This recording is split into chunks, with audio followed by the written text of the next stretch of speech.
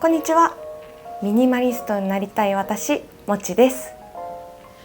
ミニマリストを目指してからこの1年間、多くのものを減らしてきました。振り返ってみると、昔の自分と比べて物の数が減った一方で、反対にたくさんの得たものがあることに気づきました。今回はただ物を減らすという行動をしたことで、むしろいい意味で増えたもの、豊かになったことを紹介します。皆さんの捨て活モチベーションアップにつながれば幸いです。物を減らし、むしろ増えたもの。一つ目は自由な時間です。物を減らして得たものの中で一番良かったと思えるものがこの自由な時間です。時間は唯一皆平等に与えられているもので、24時間と限られています。ですので、自由な時間を増やすためには、大切でないことにかける時間を減らすことが唯一の方法です。私は物を減らすというたった一つのアクションで、多くの無駄な時間を減らすことができました。テレビとソファーを手放し、だらだらと過ごす時間が減りました。物をこれ以上増やさないために無駄な買い物をしなくなり、駅ビルやショップでうらうらしたり、何かいいものはないかとネットサーフィンをする時間がなくなりました。床に物を置かないことや、排水口の蓋を取ってしまうことで掃除が楽になり、家事にかける時間が減りました。物が減り、収納にも余裕があるので、探し物をする時間がなくなりました。服が減り、今日何を着るか迷う時間も減りました。こうして生まれたたくさんの自由な時間を、私はこんな風にして過ごしています。一つは趣味の時間です。私は語学学習が趣味で、英語と韓国語を勉強しています。社会人になってから英語は趣味で勉強していましたが、時間のゆとりができてから、もう始めちゃえと勢いで韓国語の勉強もスタートすることができました。そしてどこか自分の率直な思いを伝える場所が欲しいと YouTube も始めました。見てくださる方の温かい応援のおかげで1年間続けることができています。読書時間も増えました。本なんてハリーポッターぐらいしか読んだことがなくて、大人になってからも平均読書時間はゼロな私でしたが、今は月に1冊ぐらいは本を読むようになりました。本のおかげでいろいろな考え方を知り、少しずつ成長し、より良い自分になれている気がします。時々帰省をして、ゆっくりとした家族との時間も大切にできています。そして豊かな無駄な時間も増えました。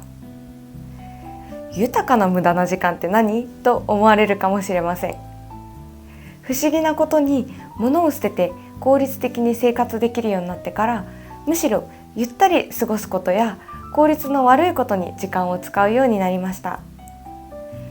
瞑想したり、海を眺めたり、ただ何もしない時間を楽しんだり、料理に時間をかけてみたり、一見無駄なことに思えるかもしれませんが、こういうゆっくりと過ごす時間にこそ幸せがあるんだなぁと最近しみじみ感じています。物を手放すことで多くの豊かな無駄な時間を手に入れることができました。物を減らし、むしろ増えたもの。2つ目は収納のゆとりです。今まで収納箱はパンパンで、いかにデッドスペースを生かすか考えていました。自分が何を持っているかなんてもちろん把握していなくて、なくし物は絶えず、いつも何か探し回っていました。散らかる部屋はまさに自分の心のストレスを移しているようでした。物を減らしてから収納の数が減りました。収納の中身もスカスカです。洗面所やお風呂場はわざわざ収納ケースを取り外し、すっきりとさせています。収納にゆとりができると一目瞭然で何を持っているのか分かるようになりました。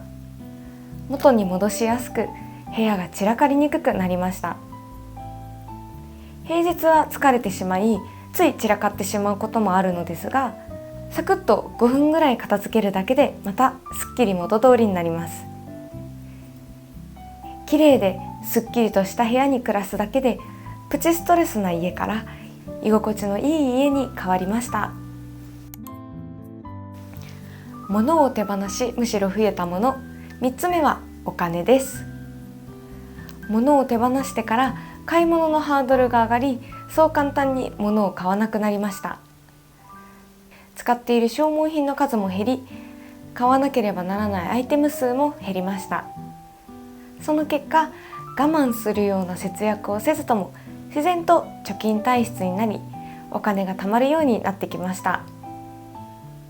特にコスメと服にかけるお金は大きく下げることができました。コスメが大好きな私は、昔は新色発売やバズりコスメに飛びついて買っていました。月にいくらコスメにお金を使っていたか分かりません。ですが、それぞれ一群一つだけにコスメを厳選してから、ちゃんとコスメを使い切れるようになりました。コスメを使い切るなんて当たり前のようですが、コスメコレクターの昔の私では到底無理でした。今ではお気に入りのコスメを使い切ったら買う、そんなシンプルな買い物になりました。服もバズった洋服があれば昔はすぐ買ってしまっていたし、セールに偶然遭遇したら何か買わないともったいないと使命感でいらない服も買っていたように思います。服を増やしたくない今は1年半以上新しい服を買っていません。でもそんな新しい服を買っていない今の方が自分の服に愛着を持っていて満足できています。コスメ、洋服など容易に買わなくなると、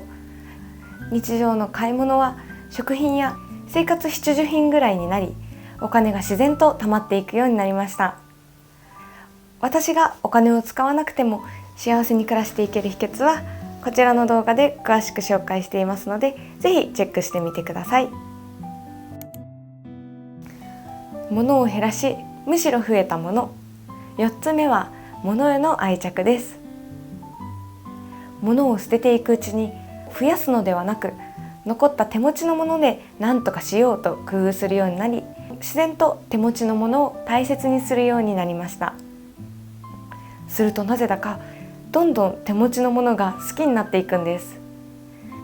捨て活を経て残った手持ちのものは決して100点じゃないかもしれないけれど、それでも私は大好きで使っています。手持ちのものが好きになるほど日々の暮らしもハッピーになっていきました。物を手放し、むしろ増えたもの。5つ目は心のゆとりです。物を手放してから心のゆとりができました。今まで時間がないし、お金もたまらないし、散らかった部屋での暮らしにストレスを感じていて、そんな切羽詰まった心の状態は仕事や対人関係に影響していました。渋滞にイライラしたり、店員さんに対して冷たい態度をとったり、つい相手から見返りがないことに不満を抱いてしまったり。でも物を手放してから時間に余裕があり、お金が少しずつ貯まり、好きなものだけに囲まれたすっきりとした部屋で暮らすようになると、なんだか心にも余裕ができ、ご機嫌に暮らせるようになりました。家族にも友人にも優しくできるようになりましたし、街中で前までならイラッとしていたような場面に遭遇しても寛容に対応できるようになりました。店員さんにも欠かさず笑顔でお礼を言えるようになりました。心の余裕のおかげで日々の幸せの数も増えたような気がします。物を手放し、むしろ増えたもの。6つ目は自己肯定感です。自己肯定感とは、自分の良いところ、悪いところも含めてありのままの自分を肯定してあげることです。ミニマリストを目指す前は自分なんてといつも自分のダメなところばかり目についていました。でも物を捨て始めて、そして自己肯定感という言葉の意味を知って少しずつ変わりました。自分のありのままを肯定してあげることは、少ないもので大切に暮らそうとするミニマリストの暮らしとなんだか似ているような気がします。ローテーブルからハイテーブルへ無理やり自分でリメイクしたこの机は、リメイクしたところは足の色と形合ってないし、ちょっとぐらつくし、机の広さも小さいし、決して100点ではありません。それでも私はこの机が大好きです。こんな綺麗な木目はこの机以外存在しません。この机が家にあるだけですごく幸せな気持ちになります。物を大切にする暮らしを通して、私自身もこの机と同じように、確かに完璧じゃない部分はたくさんあるけれど、それでも私にとっては大切で大好きなものと考えるようになりました。ミニマリスト生活を通して少しずつ自分も大切にすることを身につけていっています。これからはどんなに人生うまくいかなくても、もう自分のことをこんな自分なんてと卑下はせず、愛着のあるものと同じぐらい、もっとそれ以上に大切にしてあげたいと思っています。以上が私が物を手放し、むしろ得たもの6選でした。物を手放すというたった一つの行動が本当に私の人生をいい方向に変えてくれました。ちょっと抽象的な話も多かったと思いますが、この動画が皆さんの暮らしを良くするヒントになれば幸いです。ご視聴ありがとうございました。視聴者様から壁に置いてある絵本が素敵。どのように取り付けてるの？とコメントいただきましたので紹介させてください。飾っているのは私の大好きな絵本たちです。一番左は空色の種という日本の作家さんの絵本を飾っています。センターは私の大大大好きな腹ペコ青虫の絵本です。切り絵の色使いが本当に素敵なんですよね。絵本はかなり年季が入ってます。その隣はフレデリックという不思議ちゃんのネズミが主人公の可愛い本を置いています。なかなか普段この絵本を読んだりはしないんですが、パッと目に入った時に温かい気持ちになるので飾っています。絵本はセリアで買った木のバーを使って取り付けています。バーは画鋲で固定するだけなのでとても簡単です。